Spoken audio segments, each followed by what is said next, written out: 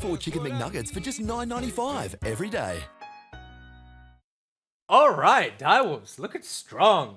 Yeah, fantastic play from them, and it all started very late into the game. Of course, I think some curveballs were thrown by Legacy, as they are wont to do when in the last place position. Didn't really pan out as they expected, but it wasn't from the picks. Yeah. That's the problem. It wasn't the weird picks that did it. It was just the basic League of Legends play that came out of Direwolves that trumped them. Yeah, it certainly was. In saying that, still some shaky signs from the Direwolves. You don't want to give up a Baron when you're 10,000 gold ahead. And they just took a couple of too many 5v5s for my liking. When you have a look at what the Legacy comp is designed to do, it's designed to 100% just jump on people and try and start a scrap. They're playing brawlers in the old TFT, and they've just got all the health bonuses going, and they're just piling in. That's kind of when you got yourself a Gangplank, when you've got yourself the Talia. That's a beautiful 1-3-1 setup that's very hard to contest. They have a really good 3 as well, because Sejuani protects Ezreal Yuumi. You pretty much cannot engage onto that 3, even with the champions that Legacy had collected for themselves. So the way Direwolves played that one kind of confused me, to be honest, but a smashing is still a smashing, right? And they whooped them in the early game. And it's not good for Legacy, who I believe are now officially out of contention. I feel like we need a foldy sheet. I think we need more than foldy sheet. Because the email we got was very confusing. So what it said is if Legacy lose both games, they're out. But if Direwolves 1-1, then Legacy is out. And because Direwolves played Legacy, they're just out. They're just out. There is no scenarios. There's only one scenario. So I have a problem with the email. I want the foldy sheet back. Let's bring back the old technology. I felt the part where I felt was for Legacy, because you watched the life slowly drain out of the eyes of those players. And then when they had that team fight where they turned, and suddenly it's like, are they doing it? And you saw them lift in their chairs, and they're like, this is it. And then it wasn't it. And then they just sort of crumbled back again. So, it's hard to watch people just wither in front of your eyes. But there is another split, so it's exciting to see them come back. Is there another split? There's another year next year. Yeah, that's what I mean. Okay. Future splits. No worries. All right, let's move on now to our first segment for the evening. Pantheon got a rework. A champion I'm fairly certain I have never, ever seen professionally played in my entire time at the OPL. Hasn't been played in OPL, was played recently by Doinby at LCK, LMS, has LPL, been seen 4 Rift times in the LPL since. Yeah, and is also being played a little bit in support at the moment with Callista. So an interesting champion. Now, I don't know anything about this rework. Yep. But I have been told Rusty-esque. That's the only thing I have been told about the rework. I was told that you two would have the most to say about it, so this is an appropriate time to be bringing it up. Rusty, do you have any Pantheon affiliations, affections? Affections? Yeah. I've seen the current Pantheon, so I've seen the changes to Pantheon, and all I really saw was that he is now the daddest. He is pretty daddy. Okay. Yeah. Not dad bod wise though. No, he's the like daddest. Dad D. Yeah. All right. Well, do you want me to run through the old and the new? No, we know what the old one does. You're fine with the old? Yeah. All right, we'll just go to the new. All right, so first up, his new passive, Mortal Will. After 5 basic attacks or ability casts, Pantheon's next basic ability, his Q, his W, or his E, is empowered. Okay, so no longer block stuff. No, it empowers all of the other spells. Okay.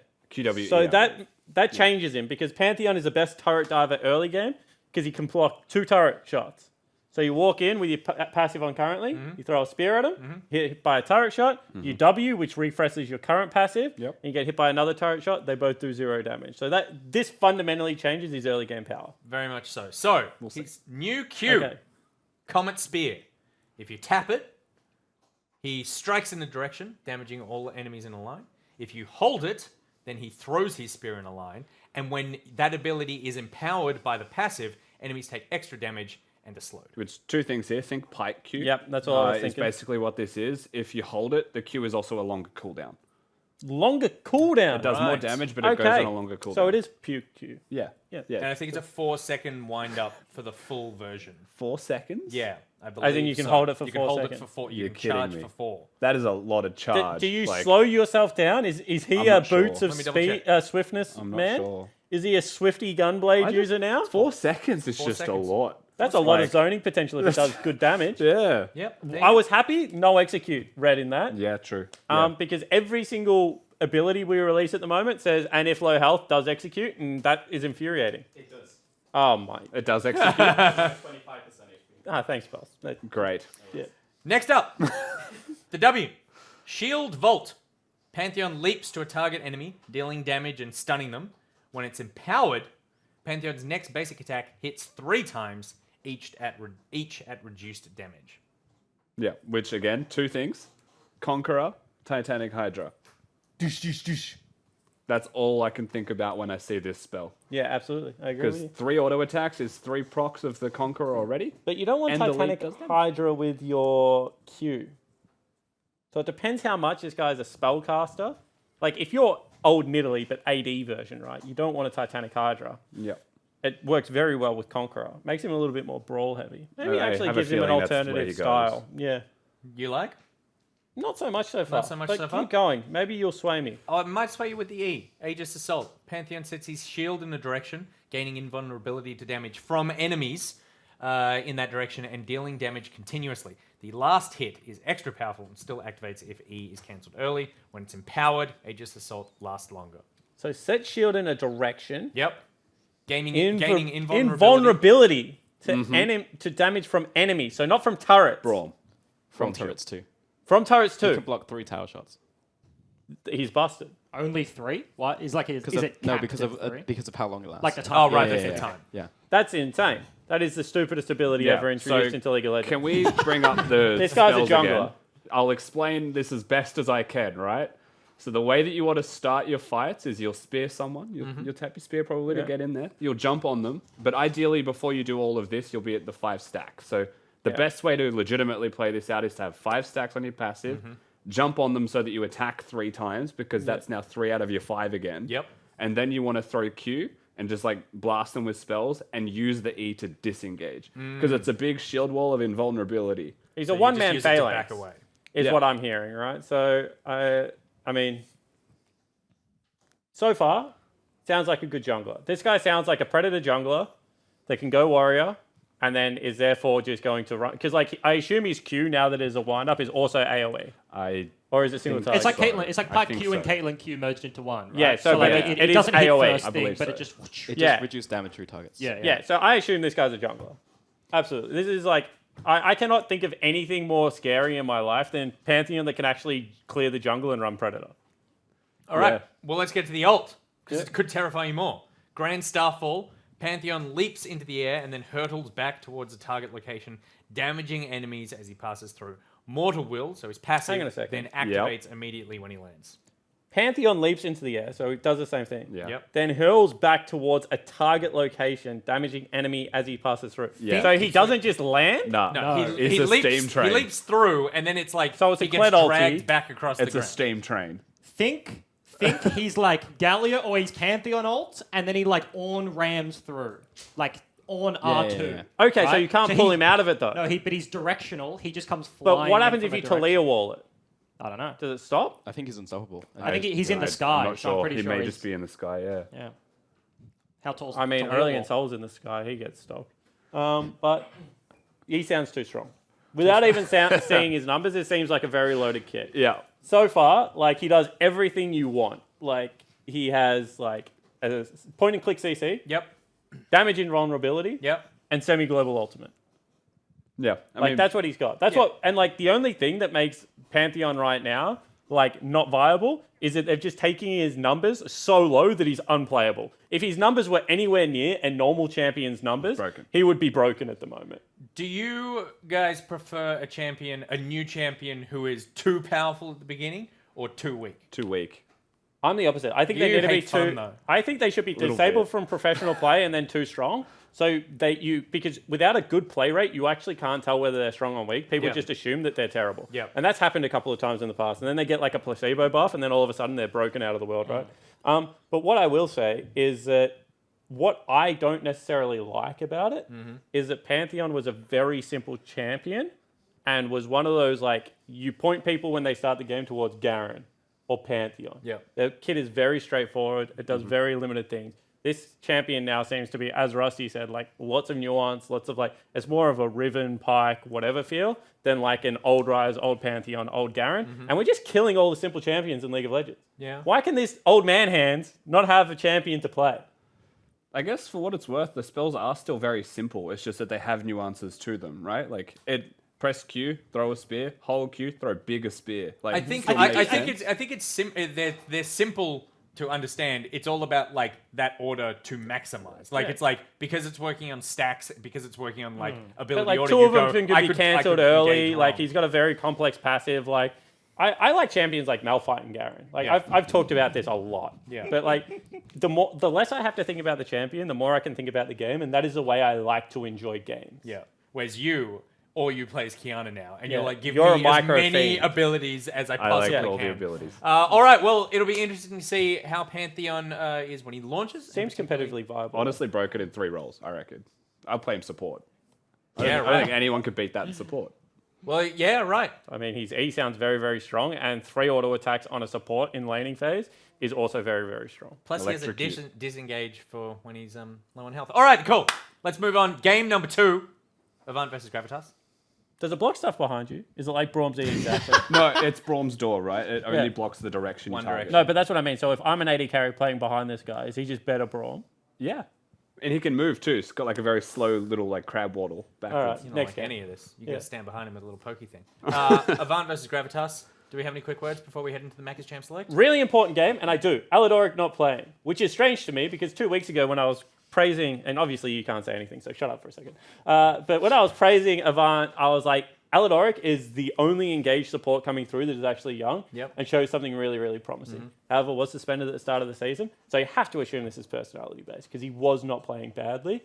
However, what that does do is, I know they've brought in Dragku, who is a top laner, young, good top laner. Yep. So I assume he's playing top. I assume that means Chippies is playing either AD carry, support, or mid lane. And whatever chair he's sitting in, I'm going to assume he's not playing that one. And then that means Shock is playing mid lane, AD carry, or support. And Gunkrab is the only person that I actually think feasibly can play all 3 roles. So I have no idea. Because he's plays things like Ziggs in the AD carry role, which means if you want to throw a mid, you can do that. Like Shock and Chippies might be laning bottom lane for all I know. But it really throws a whole spatter into your work of prep. Because Avant are already a nightmare to prep for, and I've said this a lot of times. Yep. That's without changing the roster. And how the roster is changed in the weirdest way possible. All right, well, Rusty, I assume you have nothing to say?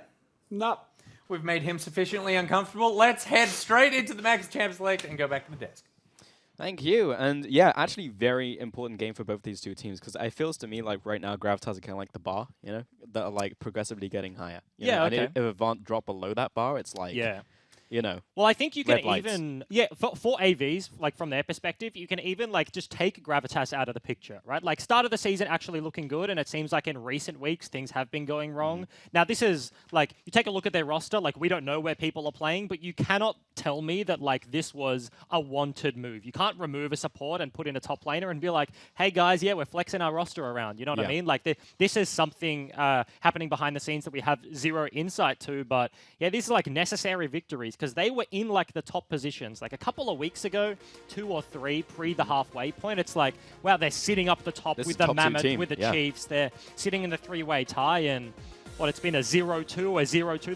That's 4 losses in a row for this team, and now just dwindling on the standings. So definitely important to be picking up victories at the end of the season here. Yeah, I mean, it was very front-loaded, right? Because you were talking about like top 2, top 3 teams, then it was 1-1, 1-1, 0-2, 0-2, you know? Yeah. And that's like And complete difference. It's easy to forget what happened at the start of the season. Like Jake just alluded to it. Like this is a roster that like has just played all over the place. 2 weeks with substitutes playing, picked up almost 50% of their victories, right? They have another 4 since the subs came out. And will be interesting. Fun fact, Drag, whose name is Dragon. It's kind of cool. That is cool. Just in what language? Oh, in English. Like if I was like, In English? Well, I'd be like, clearly not, mate. Hey, Dragon. Like that's his name. Oh, his name is literally Dragon. Dragon. Yeah. That's what, yeah. You'd be like, oh, hi, Dragon. How's it going? Does And his he's like, second name begin with K? I have no idea. Genuinely not. That is very cool. That's probably where his name comes from. But he is the Diet Cubs top laner, has been playing very successfully for the OCS. Yeah, you would know. And did go to China for like a couple of weeks in the middle of the split, was replaced by someone, but as soon as he came back to the country, was starting to play again. So China to play or just China in general? completely unsure. I think like back visiting family, yada yada. But they came back and immediately slotted back into the Diet Cubs roster. Now first berth into the OPL. So this is the rookie debut for the top laner here for AV. If he's going to play top lane, who knows? right. But facing off against Gravitas. Cool. Well, banning out the gunslingers here, Lucian and Tristana, also taking away Silas, Yumi, Irelia, and Yasuo from Avant here. First pick, Corki. Gravitas respond with Ezreal and Jarvan. Yeah, so just some super standard stuff. It is going to be the second game of the day with Trist ban. I expect that to follow. Be pretty consistent throughout the weekend. And yeah, 100%. And into the future. I think when you take a look at Gravitas and how they've started to play the game overall, they've been on the upswing, whereas AV have been on the downswing. Ezreal blind pick makes a lot of sense. They play like very facilitative bottom lanes with like Ezreal, Yumi, that's been banned away from Decoy here. And it is really like, does Pabu have a good game? Does Hayri have a good game? Yep. Yes. Then Gravitas has a leg to stand on, right? Like, they get their team comps online. It's a big Yasuo game from the mid laner. It's a big Mordekaiser from the top laner and stuff like that. So they do really play very effectively through their solo laners, which is where the changes have occurred here for AV. So definitely a good position for Gravitas to be in. Round 2, Kiana, though. Yeah, exactly. You know, it almost feels like a perfect time, perfect place. The stars are lining for Gravitas, you know? Like the last couple of weeks have been wins all over the place, and now you play a team who's like, you know, you kind of need to beat if you want to progress further, and they're, you know, running with a team where you like are stronger and indexing harder in certain points of the map, right? Like it's just the perfect scenario. Kiana into presumably top lane can also go mid, but we've seen it from Pablo already, which has been pretty good. Because that's the thing, right? You don't know where this is going to be. The Kiana was last picked by Legacy, thrown in the hands of Chaz. This is Pabu that's already played it. Hayri, big Yasuo player, like looking at his solo queue account, can definitely play the Kiana as well. So red side flex pick till 5th is going to be the play here. I expect them to just lock in their support, whatever Decoy gets his hands on. AV are starting to target that bottom side. Karma, you can say is also a support ban when you compare it with something like an Ezreal. We saw the effectiveness of an Ezreal Yumi, like a super poke-heavy lane in Game 1. So maybe he loses that, loses the Karma, chuck another Enchanter in there, and the options do start getting a little bit less. Banning away the Zillion from Shock, which I actually kind of like because now that he's like down in the bottom lane, right, it's just like he very much could just still pick Zillion. And Cassiopeia ban as well. Kennen and Karma banned away from Avant towards Gravitas. And looking towards a support now and potentially mid-last top. And now comes the confusing part, especially for Gravitas, because you expect Chippies in the current meta to be a good mid laner, right? Like we saw Chiefs sub out Claire, put TN top and Swiper just play mid, and they just play top champs, and it's fine. But the bottom lane is really the wild card here. Gunkrab and Shock.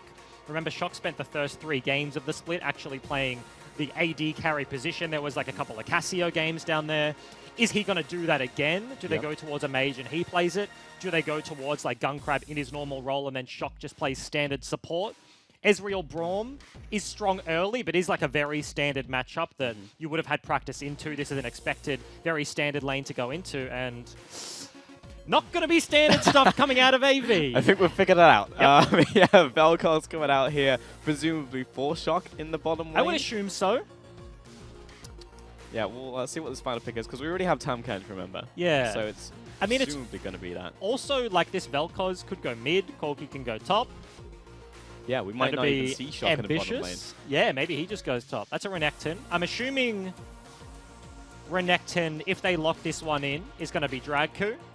Aatrox, big Dragku champion, so that makes a lot of sense. Blind pick in the current patch is nice. So, yeah, I'm expecting Corki mid. Vel'Koz time came to the bottom side, and it's just up to who is playing what champion.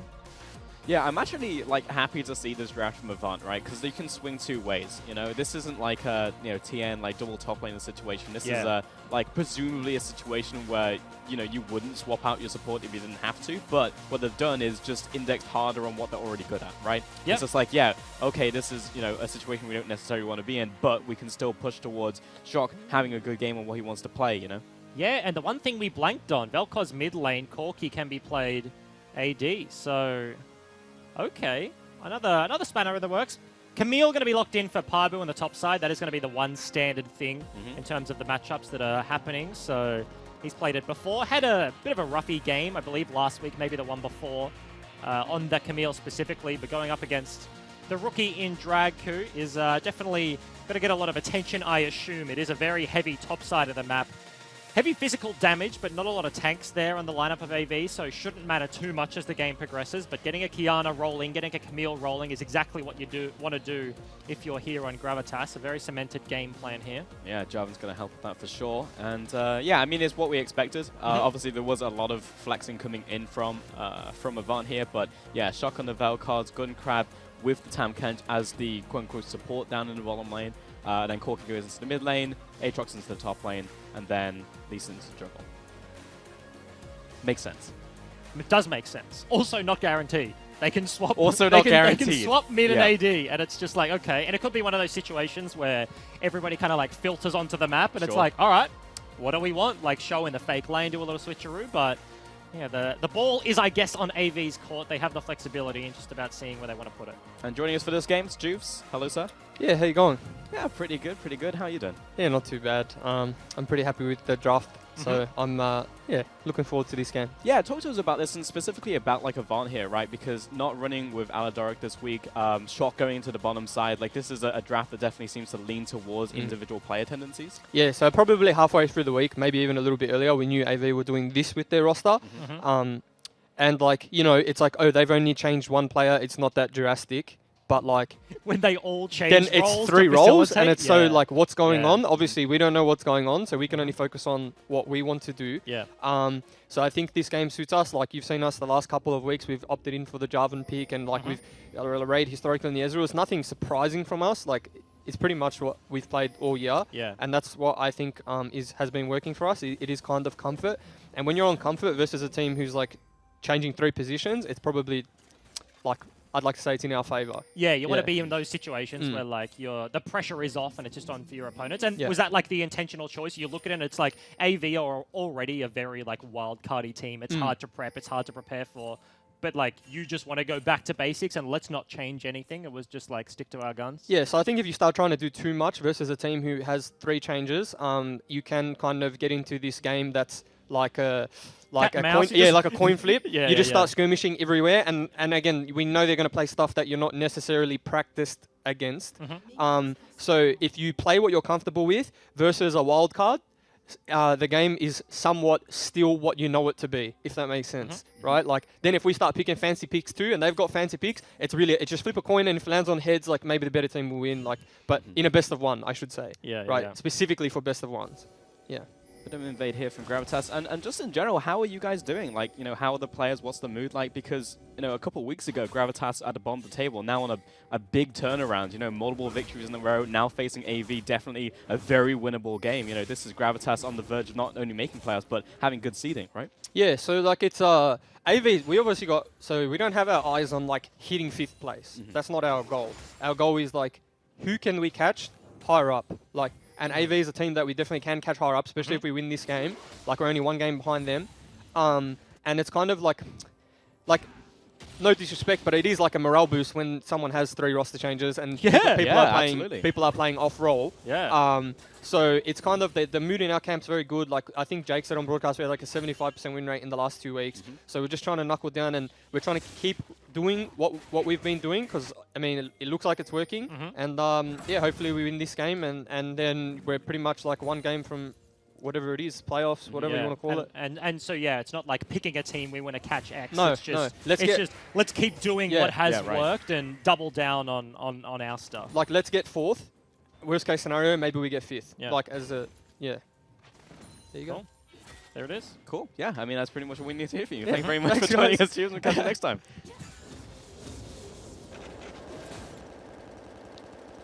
And yeah, just a general eyes on as high up the ladder as they can get on.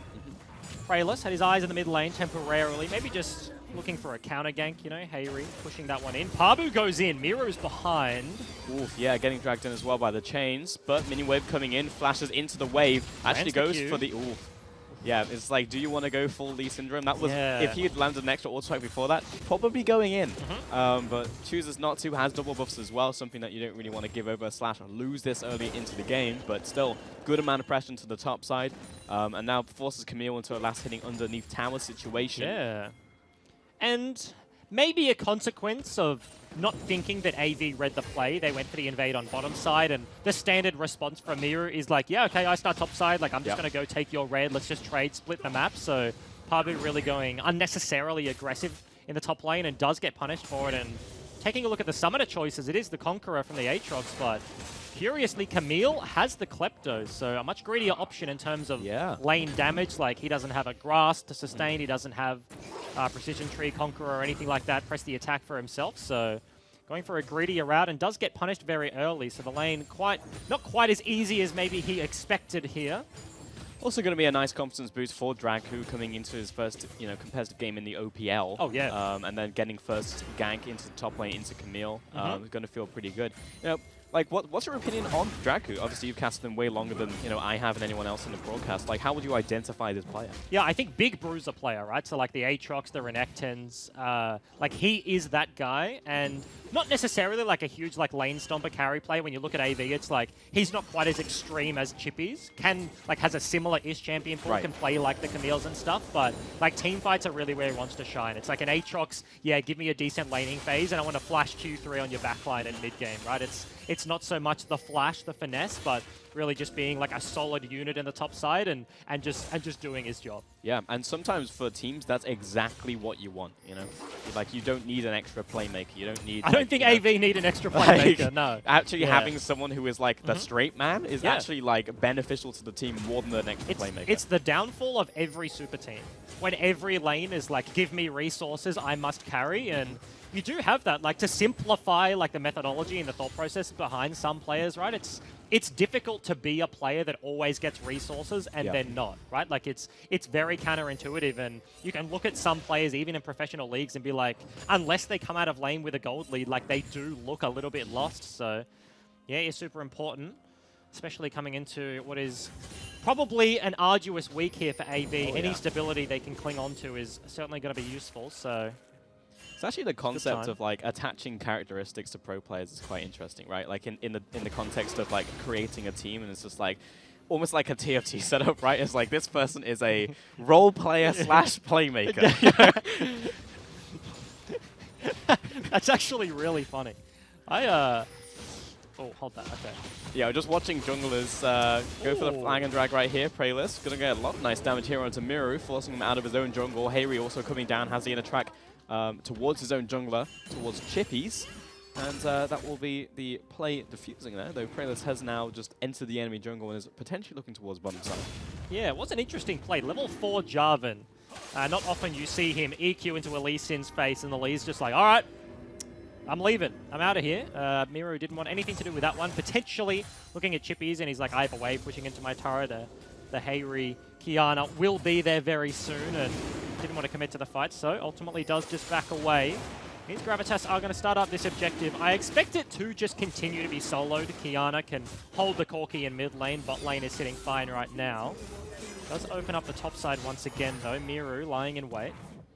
Basically, if, like, here's the flow chart. It's like, if Pavu hits tower, I go in. If not, I go back. I take blue buff.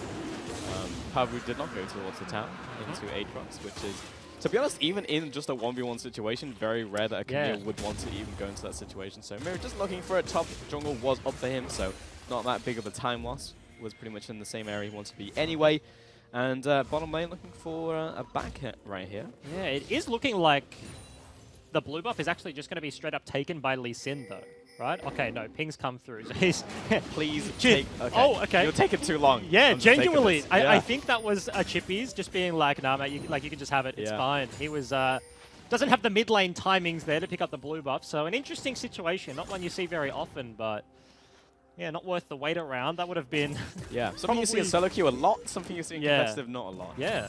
And it's like those little underrated things, right, that do like speak for like the efficiencies of what a competitive game looks like. And you can play quick League of Legends while still being clean. And when you like do laps and like these little things here and there, it's when the games do get scrappy. Something slips your mind. And yeah, blue buff going to the Lee Sin. Miru's probably going to be feeling pretty good about that one. I mean, a lot of jungling and a lot of pro players like a set of processes, right? And like you know, sometimes you cut out one and it just all goes haywire. But it's a lot of things that you just do by muscle memory, you know. Yeah. I think for like some games it's like more pronounced, but like it's definitely true of League of Legends, especially at a competitive level, you know? It's not like a game like StarCraft, for example, so like you just need a high level of APM and a set of rules to even like do the basics of like putting a building down, right? But like for League of Legends, it's a lot of simple things like that. Like I know at this time I'm going to give up over blue buff, I'm going to be doing it here. I need to push wave, be able to move over, not lose resources, you know? Yeah, it's so just the juggling act. Yeah. And yeah, taking a look at the compositions, right? Because this is a fairly slow early game, definitely compared to what we saw in game number 1, but favoring both teams at different areas. Like AV coming into this one, I'm looking at it like if this game is scrappy, then maybe that suits them, right? They don't want a standard macro game of League of Legends when they have off rolls, when they have a sub coming through, and it's not the standard stuff. But then they have a fairly decent scaling team comp. Once you get towards late game, you have a pseudo frontline, you have the Lee, the Tarm, the Aatrox, a little bit of disengage there for scary carries like Vel'Koz if he gets to 3 items. The laser hurts. Corki, you get the rapid fire, the Triforce, the IE, and he just spikes and does so much damage. But when you kind of look at Gravitas on the other side of the coin, right? They do have more proactive tools. They have a Camille that if she gets opened up on the map can make mid lane miserable. Yep. Qiyana can snowball out of control, but they realistically are probably fine to be in this scenario. Ezreal, he just sits on his tier, wants to farm up for another 10 minutes, hit his 2 items, spike. Hayri gets a couple of items, and then one-shot potential is really the name of the game. So maybe getting towards mid-game, right, if an Infernal Dragon spawns. Ooh. Decoy has no idea. Oh, and the Q didn't even hit Mirror either. And There he it jumps is. out, immediately goes for Dragon's Rage. How did that Lee Sin get there? Decoy backing off to the tower, barely survives the laser. And the rest of Gravitas coming into the bottom lane. This is a 5-man commit right now. AV backing away, Drago's here as well. Throws up the Q, big damage, and they jump back in with the Lee Sin. 3 versus 4 though, and they don't have any follow-up. Here comes Chippies though, doesn't have the package. Can he get in range for the damage though? Another great Q coming out from Dragu. Picks up one, picks up the second, and that will turn into a 2-for-1. Yeah, TP's land from the Aatrox and just slaps Gravitas straight back to the base. They got the initial pick, they looked for the play, found themselves with a Lee Sin flank onto the Braum, but not the situation that they wanted to engineer. Very nice punish from AV, and they get themselves a couple of kills, get themselves a couple of plates in the hands of Shock. So early game start. We're going to see how this started. Decoy is thinking about face checking this push like 90 times before he does, and now you're kind of looking at it like, wow, AV have spent so many buttons on a Braum that straight up just didn't die, but you can see a little bit of hesitation coming through. The Jarvan ulti comes down, Qiyana gets a little bit of that burst damage, but Aatrox, multiple Qs onto multiple members, and Chippy's just ever so slowly walking down. Gravitas just don't have the HP pool. That was a clutch slow there from the Vel'Koz lanes onto Raid.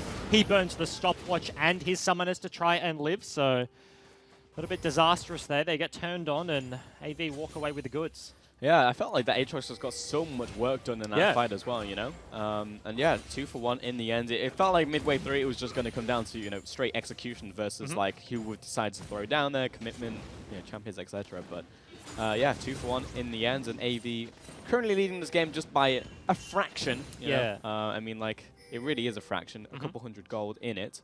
Looking really towards items now as well. You know, Luden's being completed by the Vel'Koz. Because it is one of those weird scenarios where you take a look at the fight and it was so clumped. That was like an under-9 soccer game in the second bush of bot lane. And like everybody is inside the Cataclysm, and it's like, okay, that's good for Qiyana. That's good for like Camille. She can get in and just hit everyone. Like Ezreal ulti comes over the top, but it's also good for the Corki, also good for the Vel'Koz, also good for the Aatrox. And it was really just the multiple Qs of Aatrox that shone there, so... Yeah, because I was kind of going to bring up like interactions between like Vel'Koz and this whole team from Gravitas, right? Like Vel'Koz was picked very late into the draft, like knew what he was like in for essentially. Like you have a Jarvan and a Camille to like contend with in terms of divers. It's like, in what situation really are you going to get like a full channel of the ultimate down outside of like engineering a play in the jungle, finding like fog of war plays, right? Like, is that going to happen? And I think bot lane was the perfect example. Like, you know, yes, you know, like Vel'Koz is able to find those opportunities. Yeah, certainly, and immediately after that one, we're in the replay, but both bottom lanes just straight up walk topside, so it is going to mean that Gravitas get early access to the Mountain Dragon, but Rift Herald is going to be taken. Note, it is fairly late into the game. Normally you see Rift Heralds much earlier, like pre-10 minutes, and then looking to try smash that one into a turret before the 14-minute mark, but this is going to be 13 minutes, and they start. Gravitas! Well, Dragu just getting caught out in the mid lane, stunned, put down by Pabu. and find himself a nice kill. Basically just in rotation right there. Gravitas now moved towards the Herald, which is still being taken, I believe, here by AV. Yeah, down to 2k. But Miro is able to get the execute damage onto it and take him out. Yeah, something happening in the jungle as well, though. Chippy's getting dove on by multiple members, because you look at it like 4 versus 5. How did Gravitas not just walk at the Rift Herald and take that one down? AV are able to secure it, and Chippies may have just bought them enough time standing in a bush. It was a flash burnt. You can see off screen the summoner is down and has the Valkyrie as well, so Caught looking for an opportunity and do lose the objective. That could have been a big swing, but AV lock onto something. Yeah, Gravitas have actually picked up the first dragons of the game, just kind of like passively in this one. And AV, yeah, I mean, they do have this Herald to place down, but really just looking for an opportunity for it. Plates have already fallen, so hopefully looking for a tower. Probably going to be in the side lane here. Mirror has it, though. And we've gone 4 Australian lanes here, completely swapped up. Hayri going to walk into the top lane, see Gun Crab. Take out those wards. Back into the top side, but the rest of the team is here. Preyler's looking to chase down onto this Tam Kench. Backing away on this one, and Shocker's getting a lot of damage during this chase onto Gravitas, and they choose not to go for it. Yeah, in a 4 versus 2 with God Vision, that looks just silly, right? It's like, wow, there's 4 people. You landed the... Like, Jarvan is there, like he's in melee range, Braum Q lands, but you can see the vision from AV. They set up the Rift Herald beforehand, and they have the remnants of that vision. Triple pink wards topside river, and Gravitas just see nothing, so that was, from a spectator's point of view, a very easy cleanup. A huge mistake there from Gunkrab and the Tam Kench, but goes unpunished. Mid lane turret breaks as a response without even the use of the Rift Herald, so this could be like a mistake turning into 2 turrets just taken immediately here for AV. That's a huge swing. You know, and in this situation, it's essentially a 50-50. The setup, yes, is the failure, but, you know, it's just like, if they commit, then it's a win. They don't lose mid, they don't lose top. But now it's going to be 2 towers going down for AV, right? Yeah. Off of that. They still haven't used the Rift Herald as well. That one was just conceded, so it could be the complete outer ring broken very quickly. Miru, it's the small things in League of Legends. Its recall only costs 4 seconds instead of 8, so very quickly goes back. Looking at the bottom side of the map now, and Gravitas have expended a decent amount of resource and time into the Camille, right? They've already seen Drag, who did get picked off in the mid lane. He falls down, and AV didn't get punished heavily. But if this Camille does get ahead, Pabu has been known to take over games. He is a big side lane player. He's a big carry threat for this lineup. So a 2-1 start feels good. Wants to get towards the Triforce, then he can look to realistically bully the side lane, and is an avenue for them to look to play through. For now, though, I am just looking towards his Herald because it's about 1/3 left in its timer, so at some point it will just need to be placed down regardless. Bottom lane, though, looks like we've got a bit of a 2 versus 2 opening up.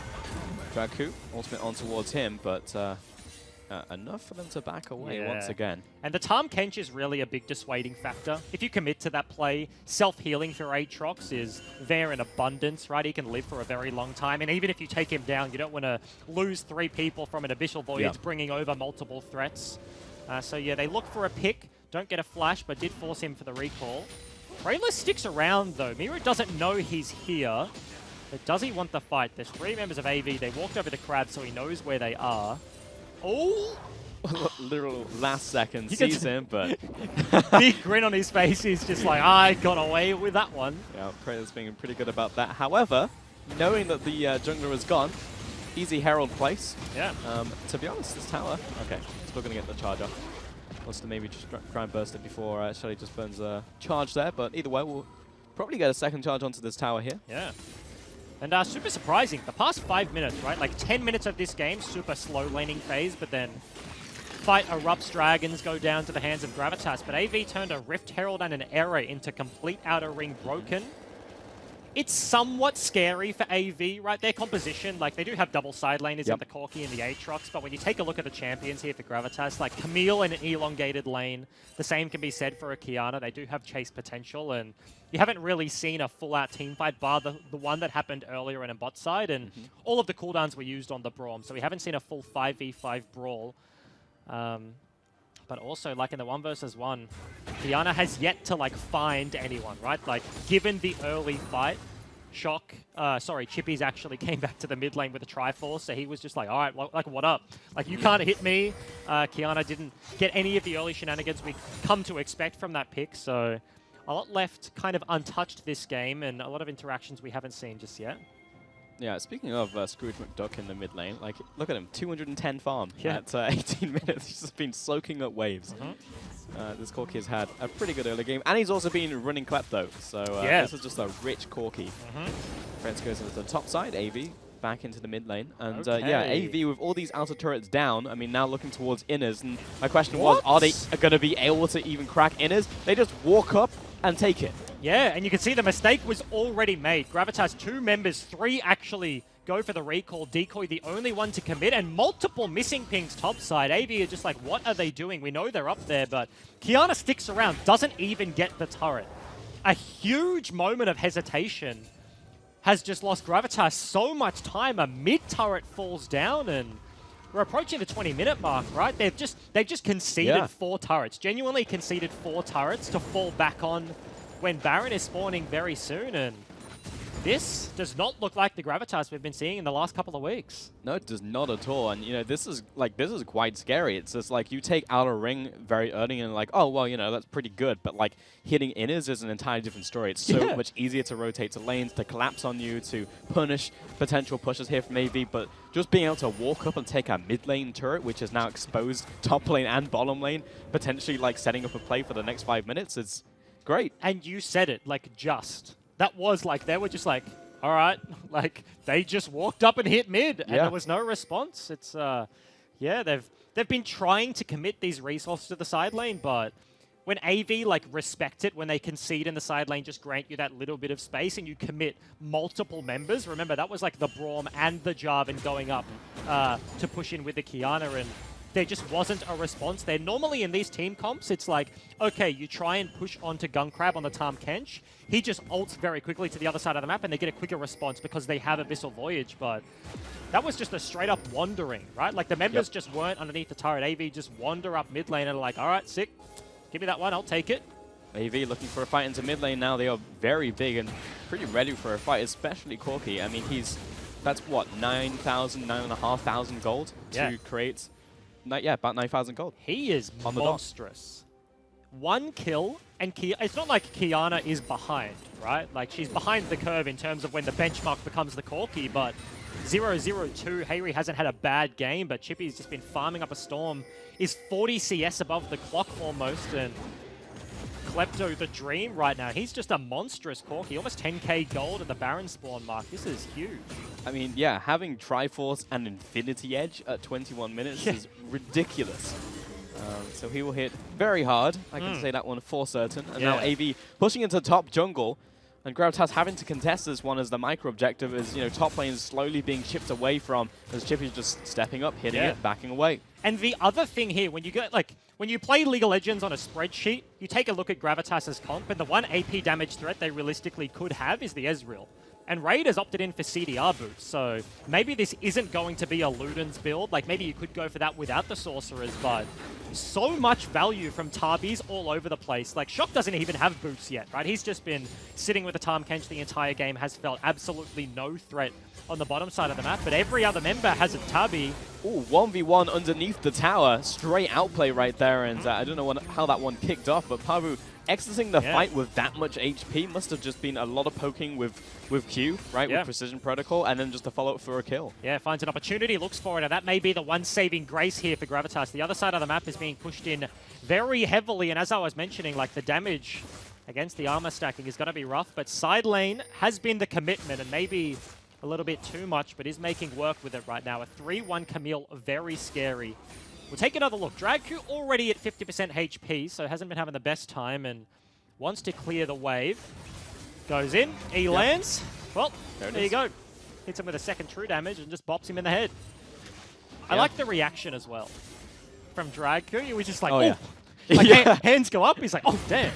I mean, to be fair, like, Camille jumping on you is one of those experiences where it's shocking. Yeah, he's already made the mistake, right? He's just too low to be underneath the turret, so there's no skill shots to miss. Pabu's just Have you ever jumped on your seat while playing League of Legends? Yes, I have in a wildcards game walked back to lane, and a skirmish has been happening on the other side of the map, and walked past my lane opponent. Yeah. Like the enemy support, I just like right-clicked to lane and moved further, like on his side, and he crapped himself.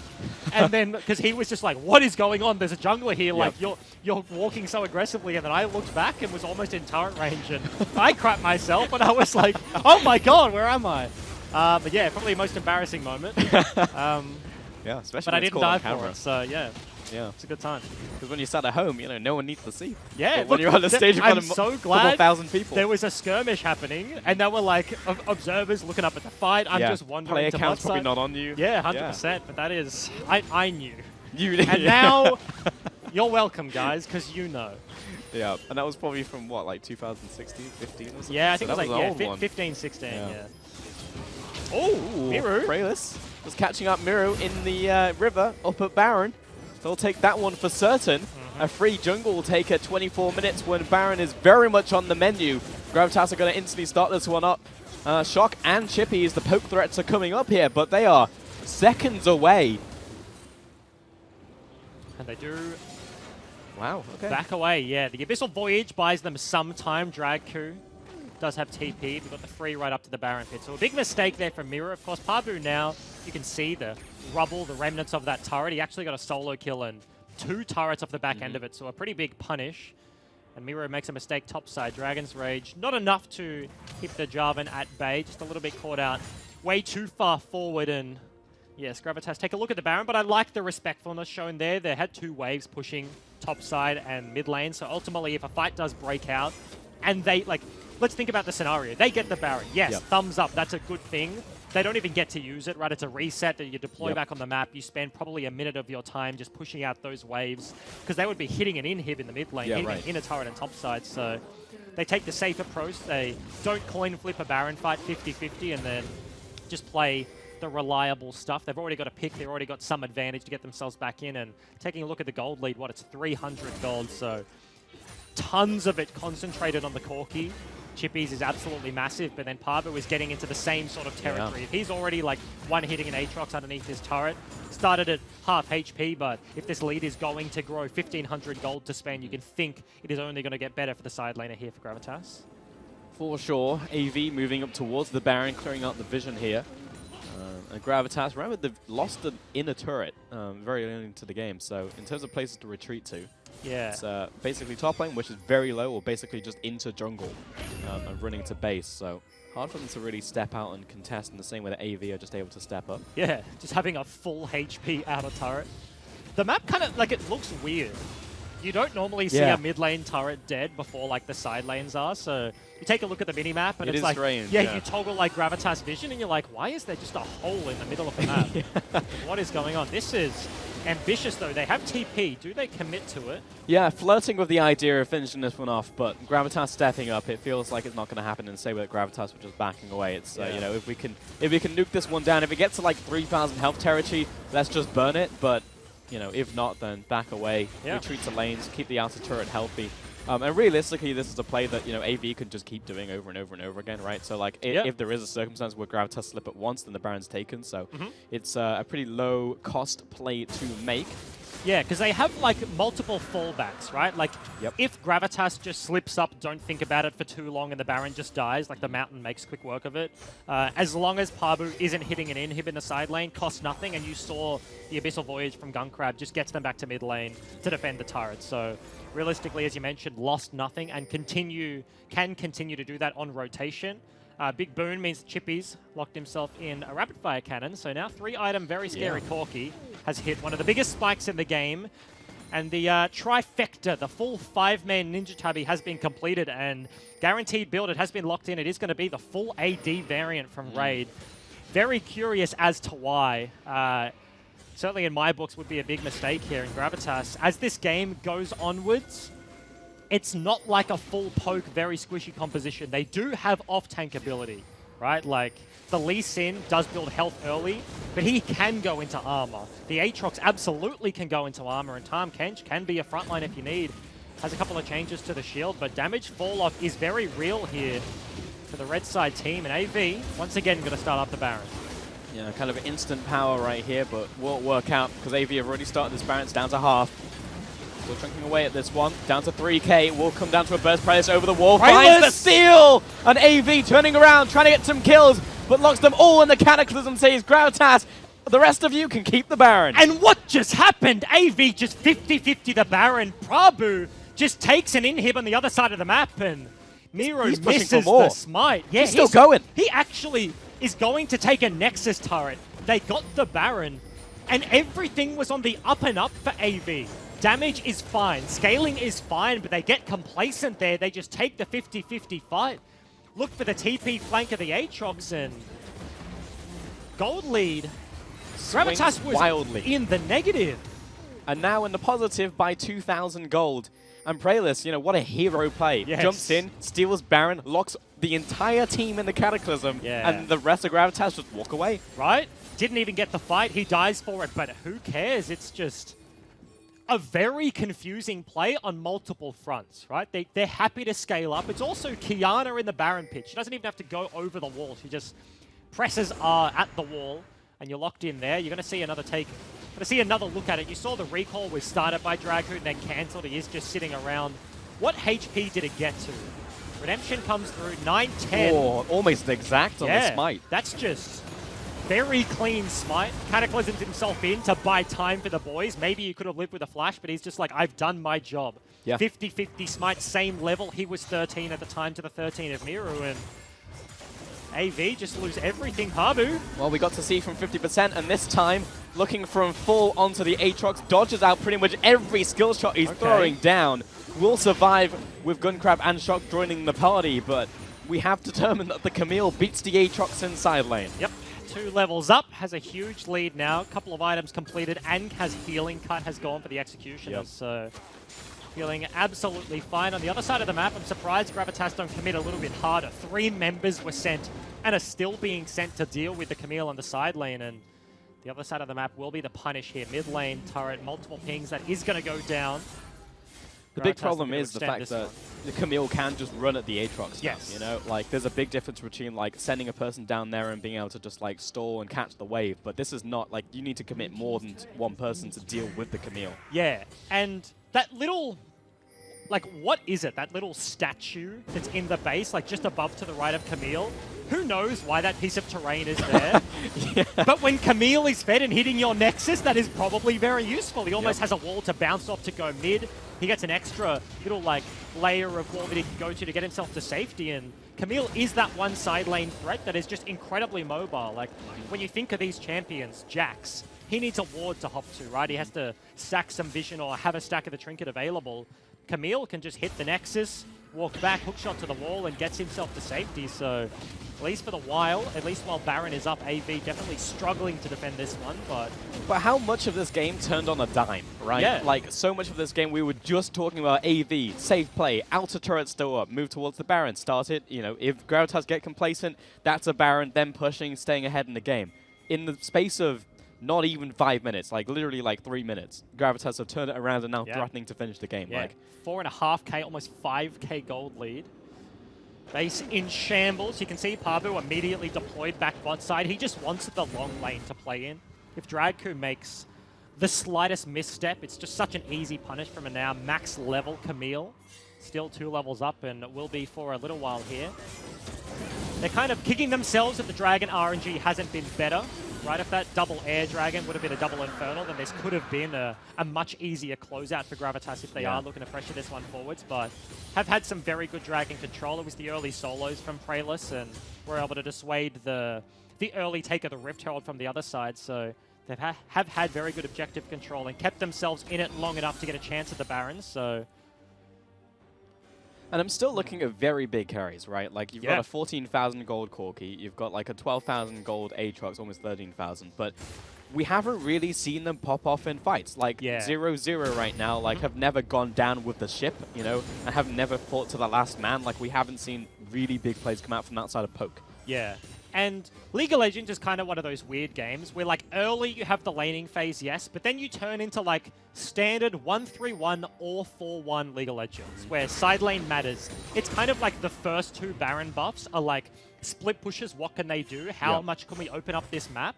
And I was mentioning, like, the full AD damage isn't being punished just as of yet, right? They're really, realistically, bar the Ninja Tabby, isn't much armor on any of these guys. You can see Lee Sin maybe going towards the Knight's Vow, and now AV are starting to invest. So first Baron was like done and dusted. Gravitas take that one. We're able to turn this around. And the next one, maybe that will have room to play with.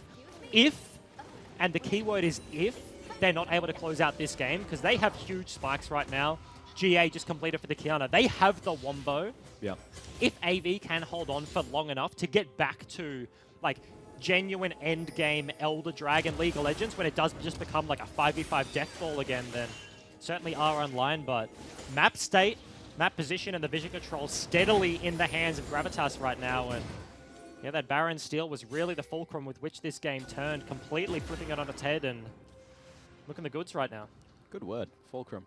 Yeah. Yeah, definitely a big pivot point in this game. And, you know, Gravitas looking at this next one, it feels like this next team fight is like a percentage play, right? Like, we've got a Baron spawning, and, like, you'd give it 70-30, right? But, like, if you're the 30% for AV and you win the fight, like, suddenly you're swinging it a lot, because then you've got, like, AD scalings starting to, you know, fall off. AV, as you said, if we get to an Elder Dragon game, like, this is suddenly probably like a 55, you know, 45 game towards AV again. So this next fight, very important to play well, to set up for well, as Baron has now just spawned. Harbu also cracks the bottom lane inhibitor once again. For free, right? Like, no contest there from Drag2. He just cannot stand up in the 1v1.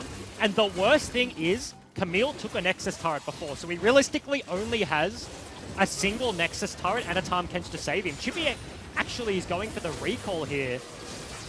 This Baron, 3k. Yeah, Decoy basically stalling this whole team by himself. Miru tosses out the cube, but the Baron's already gone. As long as the Praise can get over the wall right here, flag drag, and he's gone. He's out of there. And Gravitas pick up the Baron. Yeah. And can do what they want. They can reset, they can push forwards, they can stop these recalls from AV. As Pabu is pushing onto this Nexus turret. Dragu knows that he can't actually push forwards onto this one, because he will just die to the Camille. The Nexus turret's down, and Pabu, he's actually just focusing the Nexus right now, throwing out the ultimatum, dodging out the Qs, and kiting around the Nexus, flashes out from this one, auto attack, and Pabu finishes off the game. A solo carry, if I've ever seen one. Side lane threat is enough. It secures them the Baron. The call is made. Stops the resets in the Baron pit and straight up just ends that game.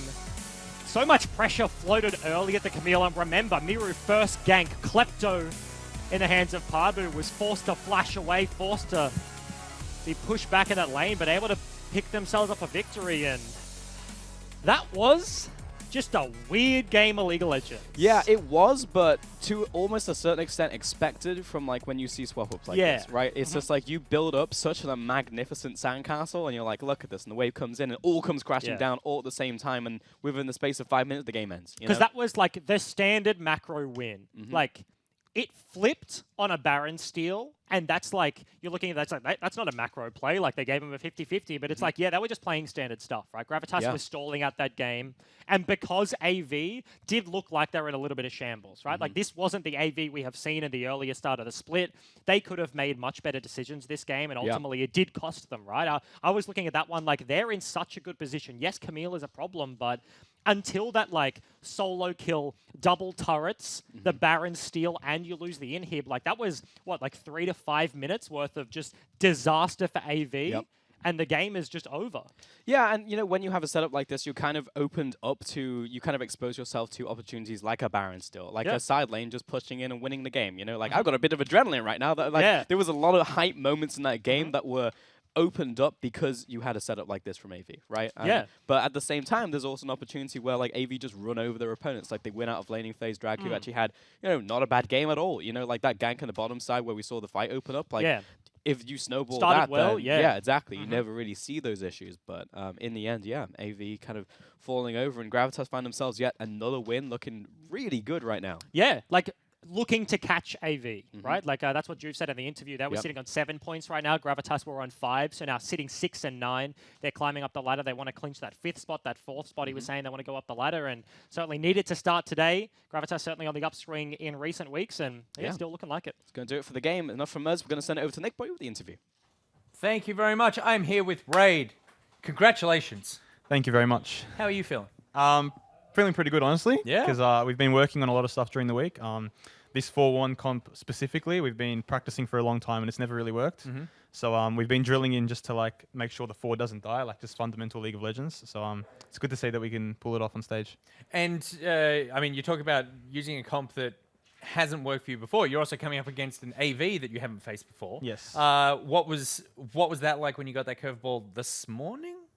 I mean, we all knew it because they're solo queue accounts. Yep. From Yeah, right. Since Monday. Yeah. So I knew what was going to happen. I knew I just wanted to pick Ezreal into that stuff, and we were just going to play split. So we pretty much knew what we were going to do from the get-go. We accounted for all of their plans, so it was very comfortable for us going into this game. Yeah, looking really strong. And every time I interview one of you guys, I just feel like you've got more and more confidence heading into this every time. Like, have you got a new haircut? You're looking like sharp. You got the jersey. The pants seem to match the sharp lines at the top of the shirt. Yeah, I did get a haircut just yesterday. You knew you'd be on camera. I like, did, like proper camera, not webcam. Yeah, I did. I did know we were doing today, and I'd get the interview because my team doesn't like doing interview. No one on my team, only Jackson. Well, look, here's the thing: we can't have friggin' Pabu on here again. Yeah, I know. I mean, I'm basically trying like to the fifth convince host them, of the but OPL they're all really scared of the camera. So, okay, because I put in 2 requests per team every time we have an interview, because it's like, oh, this person and generally the second person is like someone we haven't spoken to. If it'd be good. Yeah. I've been putting in Decoy's name like 3 weeks now. I never get a decoy.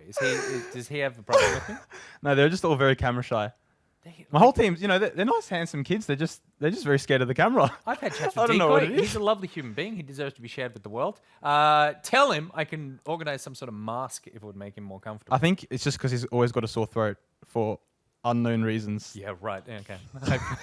So I reckon if you could get me a decoy, I can't stop laughing. Bryce is just Bryce, laughing. look, I mean, welcome to our world. But it's just Bryce reacting off camera most of the time. Yeah. If you can get me a decoy for your next win, which I guarantee is going to happen, that'd be good. Because Bryce mentioned it, you're not just trying to catch Avant, you've also, you're trying to catch Direwolves, and you're pulling ahead of Order, who have yet to play the Salvo. Yeah. So how's the future looking for you?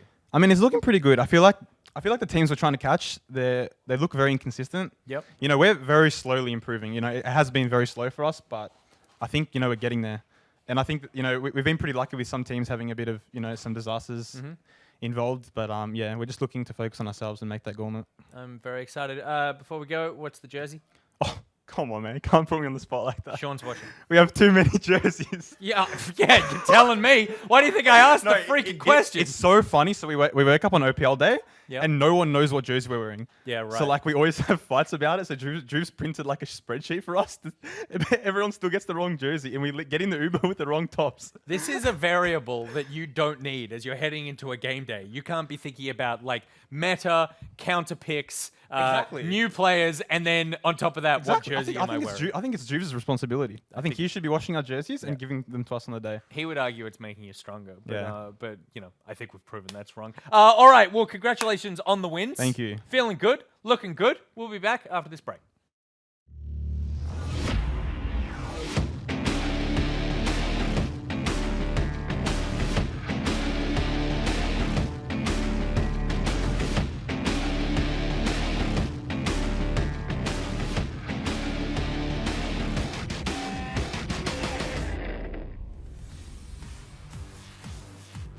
Decoy has no idea.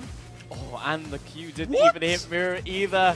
And There he it jumps is. out, immediately goes for Dragon's Rage. How did that Lee Sin get there? Decoy backing off to the tower, barely survives the laser. And the rest of Gravitas coming into the bottom lane. This is a 5-man commit right now. AV backing away, Drago's here as well. Throws up the Q, Ooh. big damage. And they jump back in with the Lee Sin. 3 versus 4 though, and he don't have any follow-up. Here comes Chippies though, doesn't have the package. Can he get a range for the damage though? Another great Q coming out from Drago. Picks up one, picks up the second. Still drinking away at this one. Down to 3k. Will come down to a burst press over the wall. Finds the steal! And AV turning around, trying to get some kills, but locks them all in the Cataclysm, says Gravitas. The rest of you can keep the Baron. As Pabu is pushing onto this Nexus turret, Dragu knows that he can't actually push forwards onto this one because he will just die to the Camille. Nexus turret's down, and Pabu, he's actually just focusing the Nexus right now. Throws out the ultimatum, dodging out the Qs, and kiting around the Nexus. Flashes out from this one. Auto attack, and Pabu finishes off the game. A soul. You gave me this when we were just 16 years old. Darling, cop up. A little goes a long way at Macca's. Grab 24 Chicken McNuggets for just $9.95 every day. I love hanging out with casters during the games because we're watching that game.